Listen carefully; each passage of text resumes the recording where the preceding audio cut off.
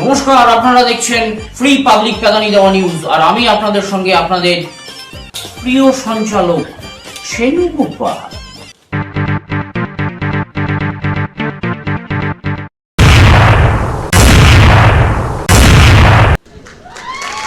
তো আজকে আমাদের সঙ্গে আমাদের অতিথি যিনি আছেন, তিনি গত সপ্তাহে এসেছিলেন, আমাদের এই রাজ্যের মন্ত্রী, এবং তার নাম হচ্ছে মুডন ধনঞ্জয়, তাই তো?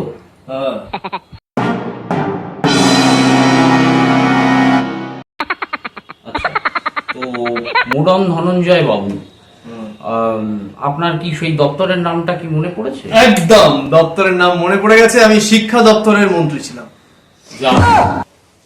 দপ্তরের নামটা অবশেষে মনে পড়েছে। এ আমাদের অশেষ সৌভাগ্য। মানে শুধু আমাদের কেন, আমাদের এই ইহ জগতের যে সমস্ত প্রাণীরা রয়েছে তাদের আগে বাদ দিন।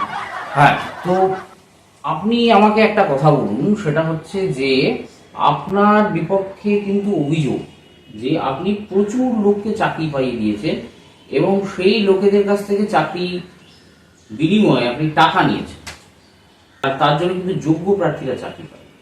এই ব্যাপারে আপনার কি মতামত বলুন? আপনাদেরকে আগেই বলেছি আর আপনাকেও বলেছি যে এসব হচ্ছে বিরোধীদের চক্রান্ত, অপপ্রচার। হ্যাঁ, তাছাড়া টাকা আমি নিইনি। হ্যাঁ, টাকা আমি নিইনি।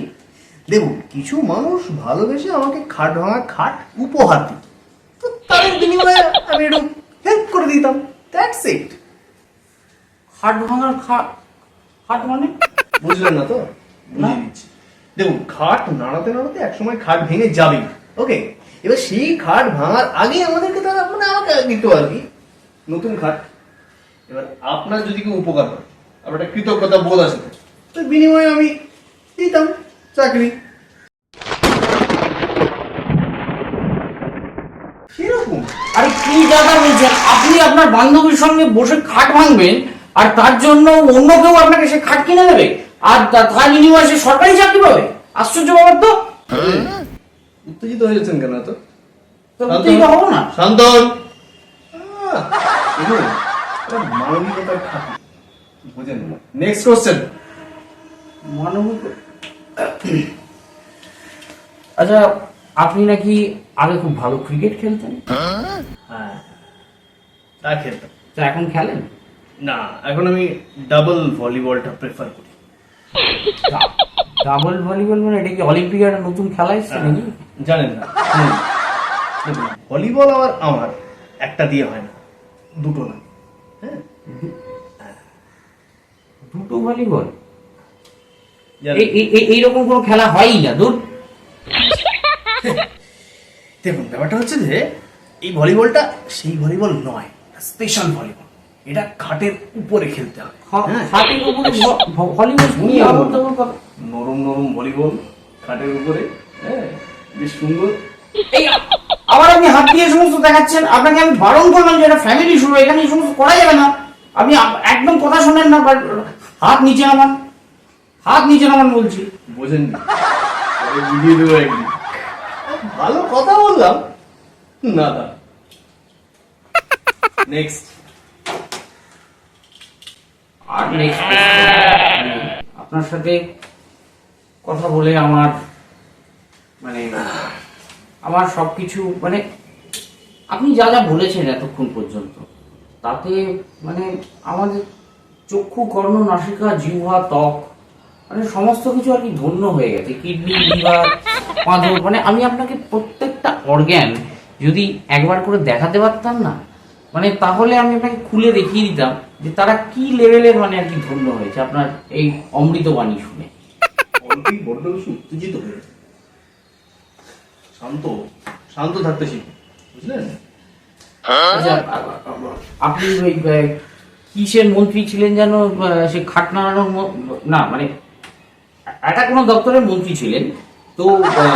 আপনার এই যে এই মানে সম্মানহানি হলো, তা এই ব্যাপারটা একবার ভেবে দেখেছেন? এতে আপনার কতটা সমাজে লোকে ছিছি করছে? হ্যাঁ, কারণ আমার হানি মানে হবে কি করে? সম্মান ছিল কবে যে হানি হবে? তার চেয়ে দেখুন, এই বেশ ভালো আছে, বেশ 5 স্টার হোটেলে আছে। 5 স্টার হোটেল মানে? মানে আপনি জেলকে 5 স্টার হোটেল বলছেন? দেখুন, থাকার জন্য একটা একটা পান্থ নিবাস দরকার, তো সেটাই ধরে নিন না। কি অবস্থা, জেলকে বলছে পান্থনিবার, মানে আপনি এরপরে কি করবেন? মানে একটা কিছু করতে হবে তো জীবনে নাকি? খাট নাড়াবো। খাট নাড়াবেন? মানে আগেও খাট নাড়াতেন, এখনো খাট নাড়াবেন? ভদ্রলোকের এক কথা, দেখুন, খাট নাড়ানোটা হচ্ছে জীবনে একটা ইম্পর্টেন্ট পার্ট, ওটা বাদ দিলে চলবে না। আর এতে সমাজের তো কারো কোনো ক্ষতি নেই, তাই না? না, ক্ষতি তো নেই, এটা তো মানে একদম সত্যি কথা। আর ওই যে আরেকটা কি বললেন, সেই ভলিবল নাকি?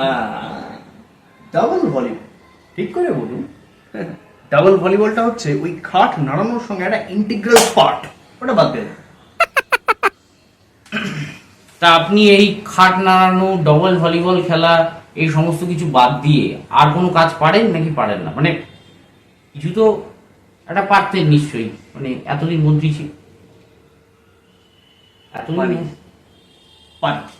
কি কাজ? Rod polish. রড পালিশ মানে আপনার ওই জেলে যে মানে সুন্দর সুন্দর যে রড গুলো থাকে সেগুলোকে পালিশ করেন বোধ হয়, তাই? একটু ভেঙে বলতে হয়, রড জেলে যাবে না, রড আমারই আছে, রড পালিশ। ছি ছি ছি, একদম মানে মানে একদম আমার এই শোটাকে আরো অশ্লীল শো বানিয়ে দিলেন এই ভদ্রলোক।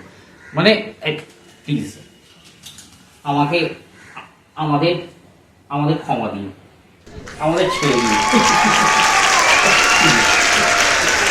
প্লিজ দাদা, আমরা আর করবো না, এবারের মতো ছেড়ে দিন প্লিজ। এক কারণ কাটো।